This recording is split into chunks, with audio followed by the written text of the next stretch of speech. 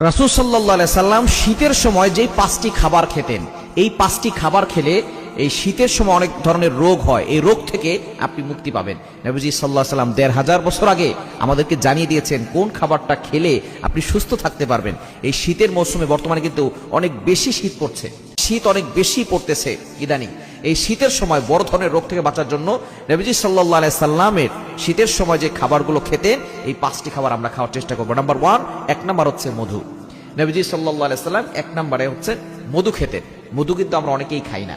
মধু খাবেন যে ব্যক্তি মাসের ভিতরে মাত্র 3 বার হাতে রেখে চেটে মধু খাবে, আল্লাহ তাআলা তাকে জটিল ও কঠিন রোগ থেকে হেফাজত করবেন।